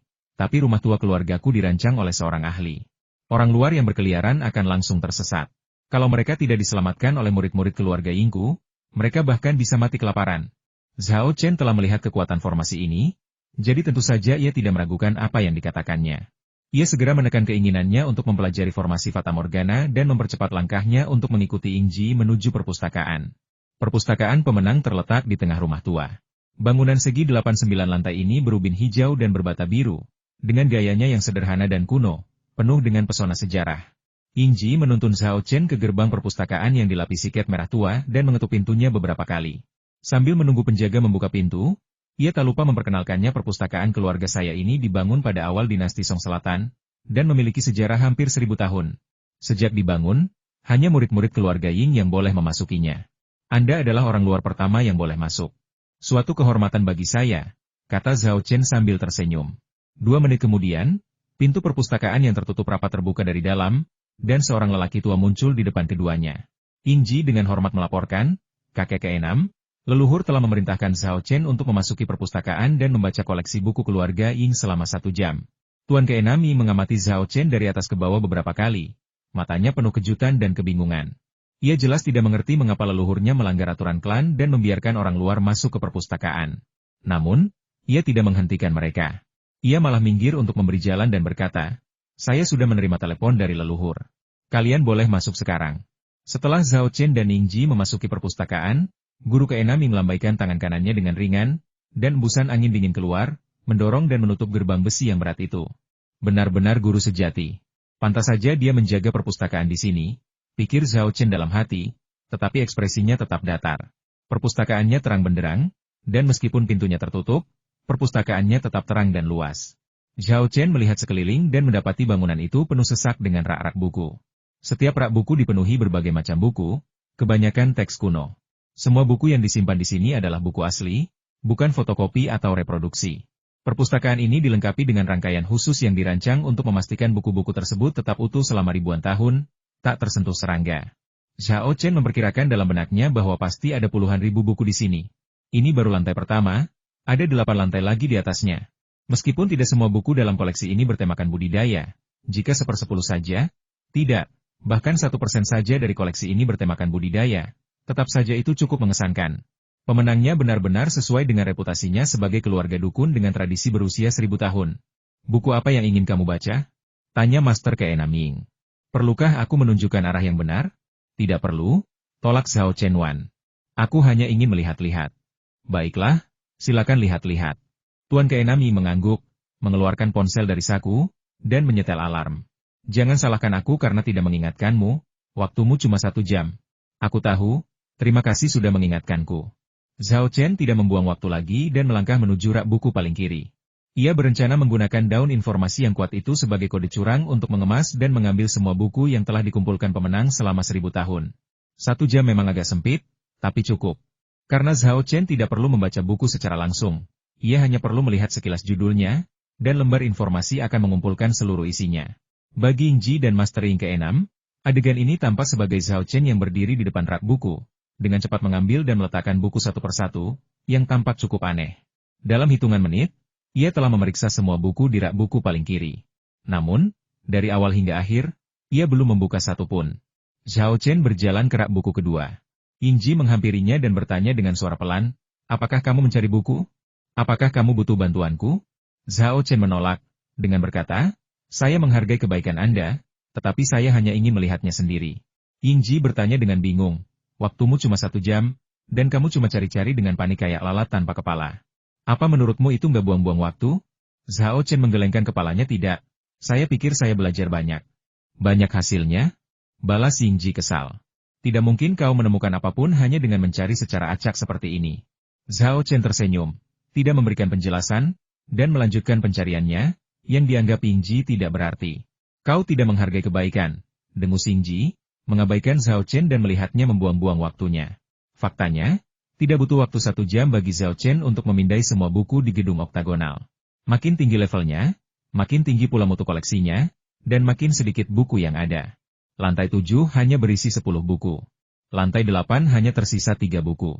Lantai 9 berisi 2 buku, tetapi salah satunya adalah buku catatan pemberian Zhao Chen kepada pemenang.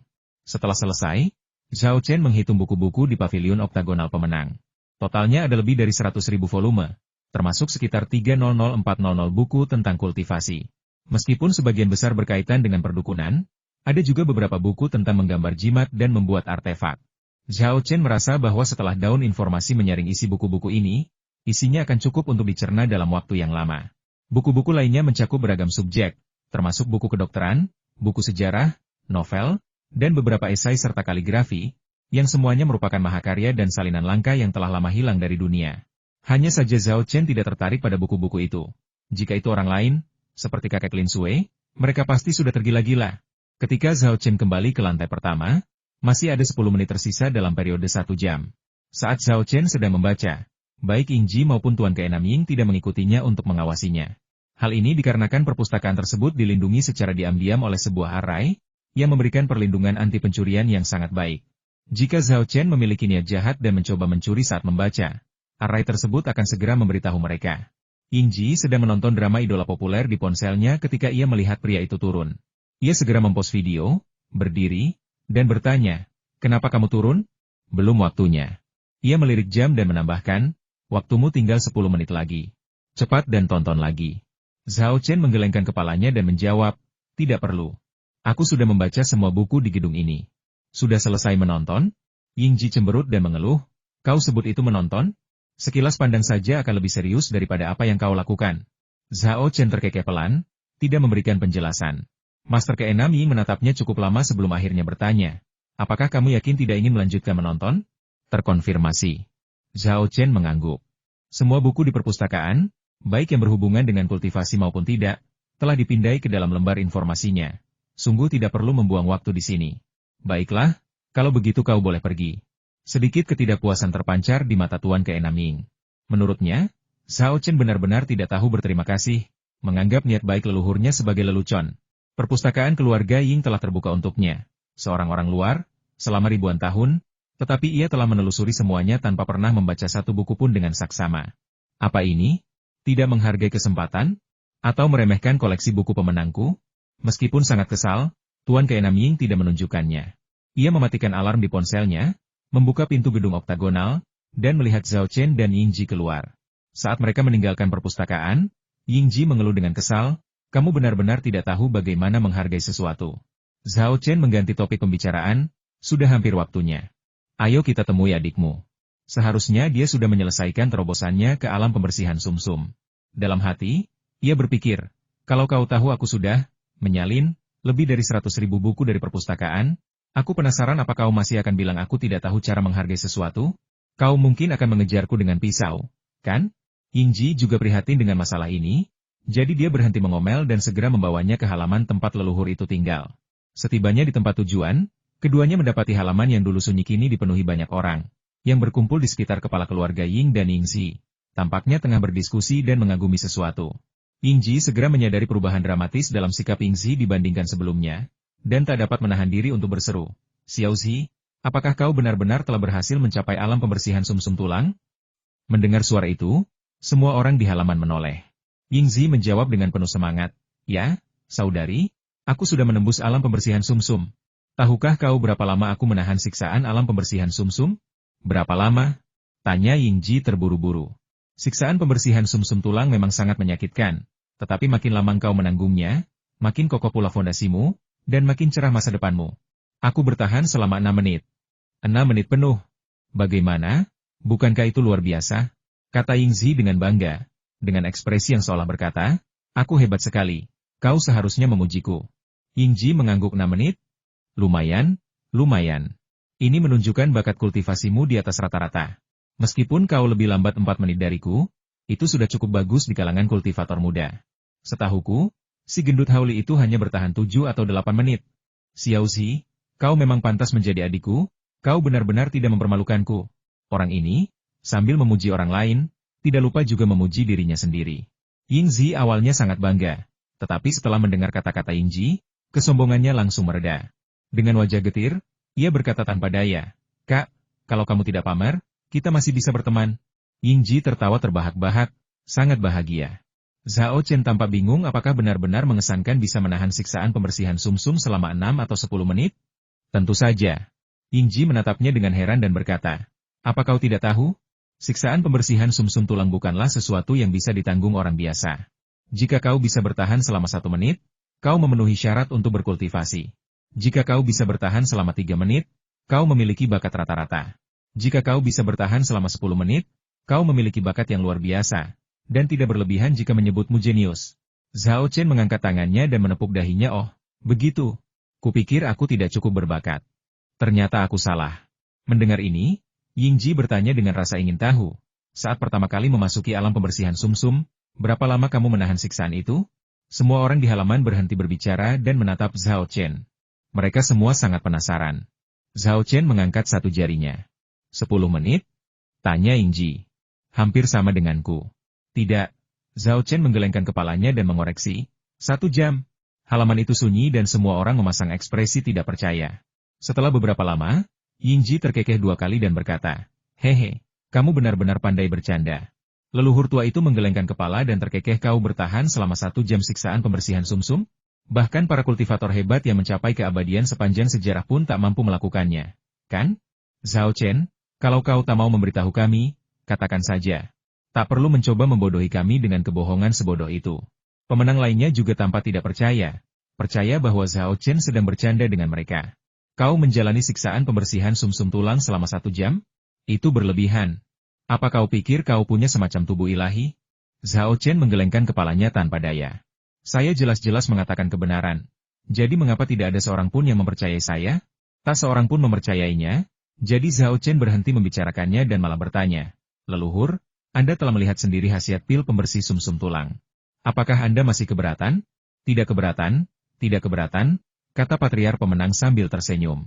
Menurut pendapatnya, efek pil pembersih sumsum sungguh luar biasa. Awalnya ia khawatir setelah menggunakan pil untuk menerobos ke alam pembersihan sumsum tulang, kultivasi Yingzi akan menjadi tidak stabil, atau berbagai efek samping mungkin terjadi. Namun, setelah pemeriksaan yang cermat, ia menemukan bahwa Yingzi tidak menunjukkan gejala yang dikhawatirkannya. Sungguh menakjubkan. Pil pembersih sumsum tulang yang diciptakan Zhao Chen, tak berlebihan jika disebut ramuan surgawi. Para anggota keluarga Ying yang berkumpul di sekitar Yingzi semuanya menatap Zhao Chen dengan mata menyala-nyala. Mereka semua berada di puncak tahap Yijin, tetapi telah diblokir dari alam 11 Sui selama beberapa tahun atau bahkan puluhan tahun. Awalnya, kelompok ini berpikir bahwa menembus teknik penggantian tendon dan memasuki alam pembersihan sumsum masih jauh. Terutama mereka yang lebih tua, yang merasa tidak ada harapan untuk mencapai alam pembersihan sumsum seumur hidup mereka. Namun kini, pil pembersih sumsum tulang yang dikeluarkan Zhao Chen memungkinkan Yingzi menembus penghalang tak teratasi itu dan memasuki alam pembersih sumsum tulang. Hal ini tak hanya mengejutkan mereka, tetapi juga memberi mereka harapan dan secercah masa depan. Pada saat ini, mereka semua sangat menginginkan pil pembersih sumsum. Tetapi keluarga besar adalah keluarga besar, dan tidak peduli seberapa besar keinginan seseorang, seseorang harus mengikuti aturan. Sekarang leluhur pemenang berbicara kepada Zhao Chen, orang-orang ini tidak berhak menyela. Reaksi orang banyak persis seperti apa yang diharapkan Zhao Chen. Bercanda, pil pembersih sumsum tulang dikembangkan oleh Wu Peng. Bagaimana mungkin tidak efektif? Karena tidak ada yang keberatan, Silakan sebutkan harganya, leluhur, kata Zhao Chen sambil tersenyum. Sikap dan nadanya persis seperti yang sering terlihat di game daring menjual perlengkapan kelas atas. Sebutkan harganya, tidak ada balasan untuk pertanyaan. Dia tidak takut leluhur pemenang akan dengan jahat menurunkan harga. Karena pil pembersih sumsum tulang pada dasarnya adalah pasar penjual, dan dialah satu-satunya di dunia yang memilikinya. Dia yakin leluhur pemenang juga menyadari hal ini. Setelah mempertimbangkan sejenak, sang patriark yang menang menawarkan harga 20 juta per pil. Zhao Chen awalnya terkejut dengan harganya. Tetapi setelah berpikir sejenak, dia mengerti mengapa leluhur tua keluarga pemenang itu begitu rela menghabiskan begitu banyak uang. 20 juta per pil tampaknya seperti harga yang sangat tinggi. Tetapi jangan lupa bahwa efeknya juga cukup ajaib, memungkinkan orang untuk langsung berpindah dari puncak tahap Yi Jin ke tahap 11 Sui. Bagi mereka yang tetap berada di puncak kondisi Yi Jin selama bertahun-tahun atau bahkan puluhan tahun, 1/11 Sui dan dengan efek ajaib seperti itu akan layak ditukar, bahkan jika itu berarti bangkrut. Bagi seorang pemenang dengan sejarah yang membentang selama ribuan tahun, menghabiskan 20 juta untuk mendapatkan seorang kultivator di Marok Lansing Realm adalah kesepakatan yang berharga. Jadi, Zhao Chen, apakah kamu puas dengan harga ini? Tanya leluhur pemenang dengan suara berat. Zhao Chen cukup puas dengan harga 20 juta per buah, dan menjawab sambil tersenyum, karena leluhur sudah bicara, apalagi yang bisa kukatakan? Ayo kita ambil harga ini. Pernyataan ini sama saja dengan memberikan bantuan lain kepada patriark yang menang. Bagaimana mungkin sang patriark yang terhormat, yang telah hidup lebih dari 120 tahun, tidak memahami makna tersiratnya? Ia terkekeh dan menggelengkan kepala, berkata, dasar kurang ajar kecil. Nadanya penuh kasih sayang. Dia lalu bertanya, berapa banyak pil pembersih sumsum tulang yang kamu punya? Zhao Chen mengeluarkan botol obat ini satu-satunya botol untuk saat ini. Yingzi sudah minum 1, jadi tersisa 3. Kami menginginkan semuanya. Kepala keluarga tua dari keluarga pemenang itu mengulurkan tangan dan menyambar botol obat itu. Seakan takut kalau terjadi sesuatu yang tidak diharapkan. Aku akan segera mentransfer 80 juta ke rekening bankmu. Selain itu, kita butuh setidaknya 20 pil pembersih sumsum tulang lagi. Tidak, kita butuh 30 lagi. Kita perlu menyiapkan satu batch untuk para murid yang telah mencapai tahap akhir transformasi tendon. Zhao Chen, menurutmu kapan kita bisa membuat batch pil pembersih sumsum tulang yang baru?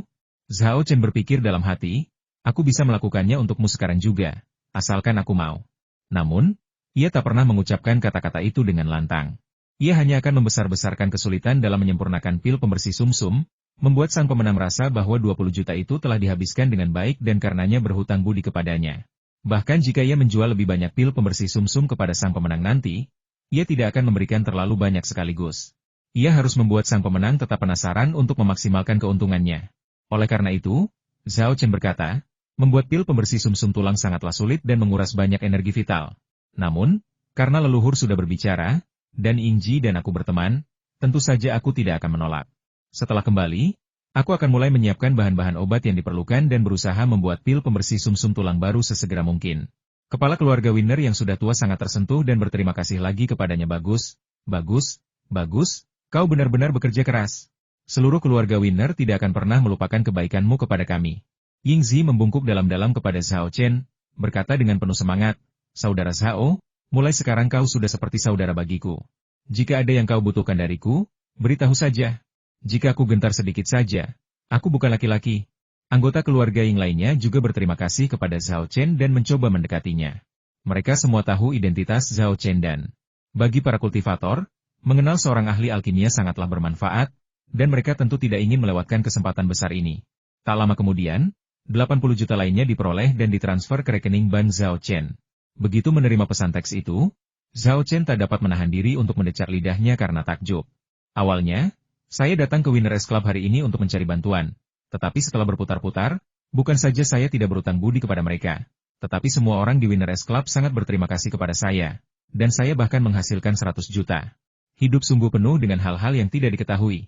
Akan tetapi, ia juga tahu bahwa meskipun 100 juta tampak banyak, itu hanyalah setetes air di lautan jika menyangkut budidaya. Dia harus terus bekerja keras untuk mendapatkan uang. Setelah menyelesaikan pemindahan, sang patriark tua tersenyum dan berkata, Zhao Chen, masuklah dan duduklah sebentar. Giok yang mengandung Qi sedang dalam perjalanan. Ia kemudian menginstruksikan Yingzi, pergilah dan bawakan teh terbaikku untuk menjamu Zhao Chen. Zhao Chen mengikuti Yingzi ke dalam rumah, di mana mereka menunggu Giok berisi Qi di bawah. Yingzi juga masuk. Pemuda itu sangat penasaran dengan Zhao Chen, dan karena usia mereka hampir sama, mereka segera mengobrol. Adapun yang lainnya, Mereka mengelilingi leluhur pemenang di luar, berdebat di antara mereka sendiri tentang pil pembersih sumsum. Leluhur, kepada siapa kau akan memberikan ketiga pil pembersih sumsum tulang ini? Berikan padaku, leluhur. Kau tahu aku sudah terjebak di puncak tahap Yijin selama lebih dari 30 tahun. Tanpa pil pembersih sumsum tulang, aku khawatir aku tidak akan pernah bisa menembus alam pembersih sumsum tulang seumur hidupku. 30 tahun terlalu lama. Aku sudah terjebak di puncak tahap Yijin selama 40 tahun. Pil pembersih sumsum tulang ini seharusnya untukku. Leluhur, kasihanilah aku dan berikan aku satu. Menurut pendapatku, para tetua, kalian seharusnya tidak berdebat dengan kami. Kalian semua sudah tua. Dan bahkan jika kalian mencapai alam pembersihan sumsum tulang, kalian tidak akan mencapai banyak hal. Lebih baik serahkan saja pada kami, anak muda. Semakin cepat kami mencapai alam pembersihan sumsum tulang, semakin besar pencapaian kami di masa depan, dan semakin baik pula manfaat yang bisa kami berikan bagi keluarga. Semua orang menginginkan pil pembersih sumsum tulang, dan tak seorang pun berhasil meyakinkan orang lain. Suasana menjadi tegang, dan mereka hampir berkelahi. Sang patriark tua, sang pemenang, murka dengan perilaku mereka dan berteriak keras, "Diam, kalian semua!" Semua orang terkejut, dan pertengkaran langsung terhenti. Sang patriark tua, dengan wajah muram, menyapukan pandangannya ke wajah orang-orang ini satu persatu. Auranya yang kuat membuat mereka gemetar dan tak berani bersuara. Setelah mengejek, leluhur pemenang berkata, "Zhao Chen masih menonton dari pinggir lapangan.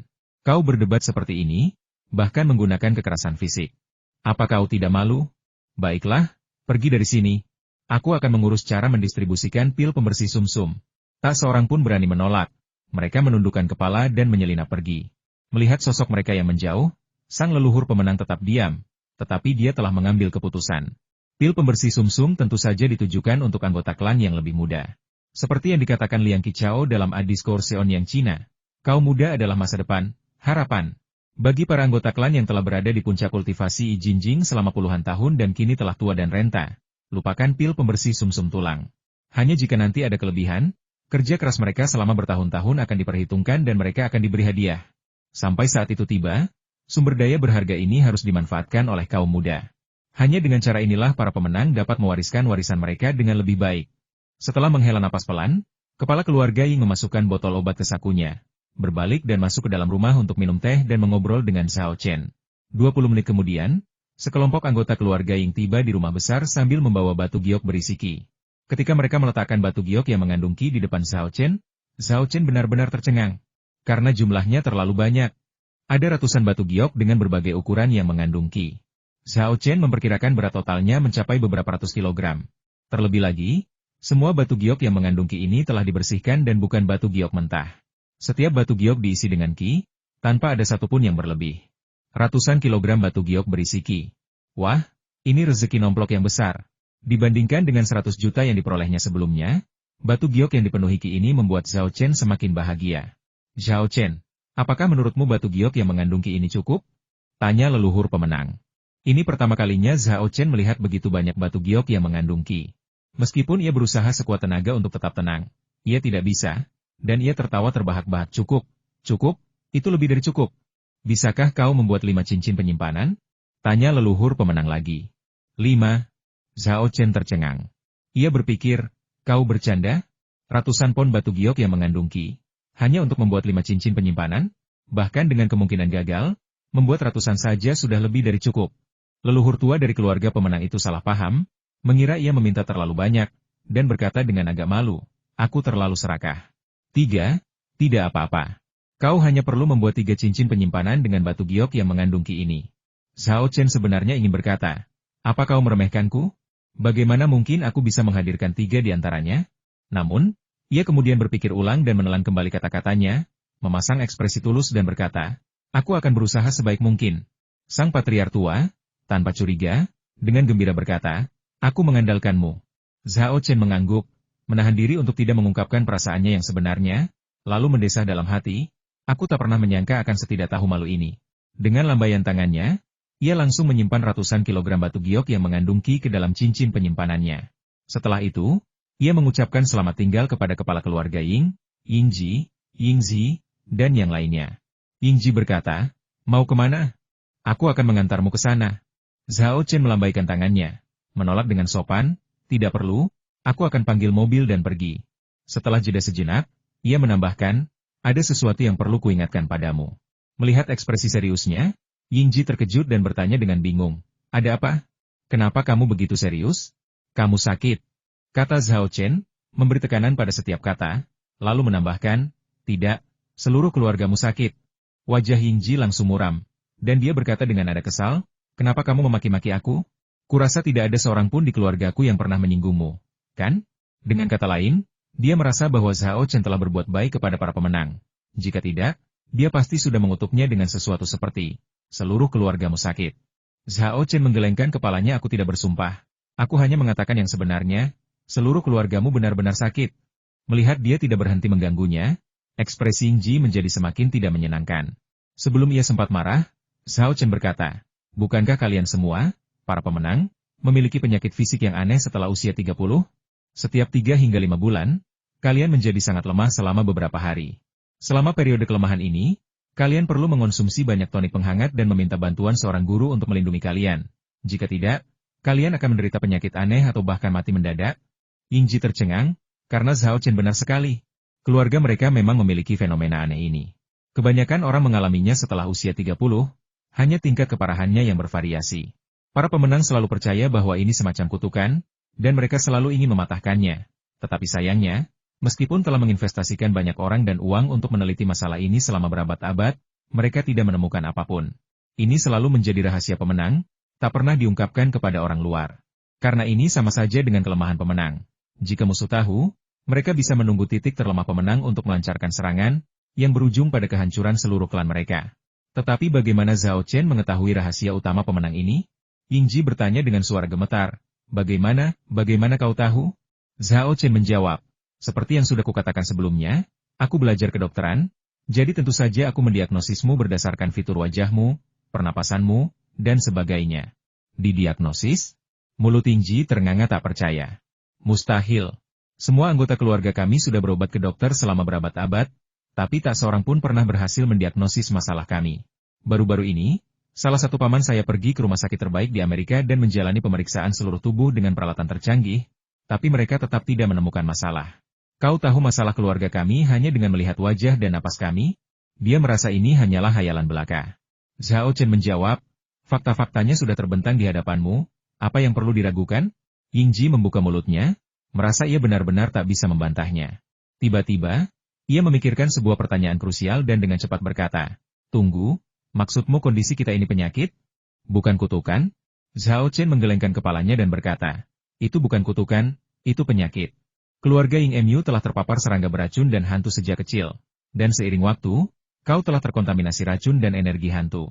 Meskipun kau memiliki metode rahasia untuk menangkalnya, itu bukanlah obat mujarab.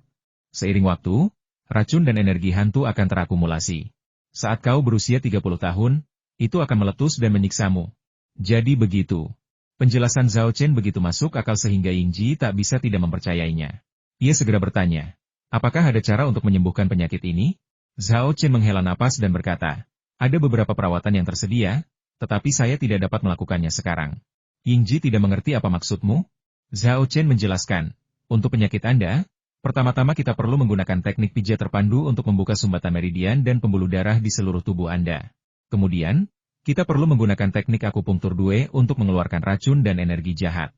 Terakhir, kita perlu menggunakan ginseng liar berusia lebih dari 500 tahun untuk membuat sup ginseng guna memulihkan energi vital Anda secara signifikan. Baru setelah itu kita dapat mengeluarkan energi jahat, mengolah energi vital Anda, dan memulihkan kesehatan Anda. Namun, masalahnya sekarang adalah saya belum mengetahui teknik akupunktur due, dan saya belum memiliki ginseng liar berusia 500 tahun. Semua metode perawatan ini ditemukan dalam catatan medis yang ditinggalkan oleh Wu Peng. Wu Peng pernah mengobati seorang dukun yang menderita penyakit yang sama dan menemukan teknik pernapasan yang disebut teknik Peiyuan untuk menghilangkan racun dan energi jahat untuk selamanya, mencegahnya menyerang organ dalam dan merusak kesehatan tubuh. Sayangnya, dengan pengetahuan dan kultivasi Zhao Chen saat ini, tidak ada teknik jarum due maupun teknik nutrisi Wan di lembar informasi tersebut. Setelah mendengar kata-kata Zhao Chen, Yingji merasa sangat kecewa. Tidak ada seorang pun yang akan merasa senang jika harapannya pupus setelah sebelumnya pupus. Setelah menghela napas pelan, dia bertanya dengan ekspresi kesakitan, selain ini, apakah ada metode lain? Zhao Chen berpikir sejenak dan berkata, ada cara lain, tapi aku ragu kamu akan bersedia melakukannya. Yingji kembali gembira dan mendesak, Metode apa? Cepat beritahu aku. Zhao Chen menjawab, sangat mudah. Mulai sekarang, kau tidak akan lagi berhubungan dengan cacing gu atau roh orang mati, termasuk hantumu. Selain itu, kau akan minum obat pemulihan vital dan perlahan pulih. Yingji menatap dengan heran, kau bercanda? Kami ini praktisi perdukunan, dukun macam apa kami kalau tidak berurusan dengan cacing gu dan orang mati? Zhao Chen merentangkan tangannya dan berkata tanpa daya, lihat, sudah kubilang, kau pasti tidak akan setuju dengan metode ini. Sebenarnya, meskipun metode pertama dapat memurnikan racun dan energi hantu di tubuhmu, kau perlu terus-menerus minum obat untuk memperkuat tubuhmu dan melawan racun serta energi hantu agar mereka tidak menyerang dan merusak tubuhmu. Kalau tidak, kau tetap akan kembali ke wujud aslimu. Yingji tetap diam, suasana hatinya agak sedih. Dia merasa seperti sedang menaiki roller coaster hari ini, melambung ke langit di satu saat dan jatuh ke dasar di saat berikutnya. Zhao Chen menghiburnya, jangan terlalu sedih. Beri aku waktu, dan aku pasti akan mempelajari teknik akupunktur Due dan menemukan ginseng liar berusia 500 tahun. Tentu saja, jika kau punya koneksi dan bisa menemukan seseorang yang menguasai teknik akupunktur Due dan ginseng liar berusia 500 tahun yang cukup, aku juga bisa menuliskan metode pengobatannya untukmu agar kau bisa segera sembuh dari siksaanmu. Lagi pula, ada cara untuk menyembuhkan penyakitmu selamanya. Tapi seperti yang sudah kukatakan sebelumnya, aku butuh waktu untuk mempelajarinya. Apa yang dikatakan Zhao Chen semuanya benar. Dia belum tahu metode akupunktur Due sekarang, tetapi setelah dia selesai mempelajari dasar-dasar teori akupunktur, meridian, dan titik akupunktur, babak baru dalam teknik dan aplikasi akupunktur klinis pasti akan dimulai di lembar informasi. Metode akupunktur Due dan teknik terkait lainnya pasti akan muncul di lembar informasi nanti. Ia belum memiliki ginseng liar berusia 500 tahun. Namun, di kebun-kebun herbal dan pangkalan-pangkalan penanaman, ginseng tumbuh subur, berubah setiap hari. Ia yakin tak lama lagi ginseng liar berusia 500 tahun atau bahkan lebih tua akan muncul. Mengenai teknik kultivasi Qi, Zhao Chen percaya bahwa selama dia belajar keras dan mengintensifkan kultivasinya, dia pasti akan mampu mendapatkannya begitu dia mencapai tingkat yang diakui oleh daun informasi. Yingji, yang tidak menyadari cerita-cerita dari dalam, mengira Zhao Chen sedang mencoba menghiburnya. Ia memaksakan senyum dan berkata, baiklah, tidak perlu menghiburku. Aku tidak serapuh itu.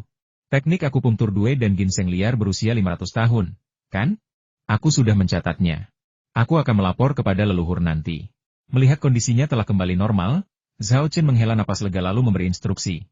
Selama waktu ini, Anda dapat meramu ginseng, astragalus, atraktilodes macrocephala, dan akar manis menjadi ramuan 4 pria dan meminumnya secara teratur untuk mengisi kembali energi vital Anda. Ini dapat menunda timbulnya racun dan energi hantu serta mengurangi rasa sakit yang ditimbulkannya.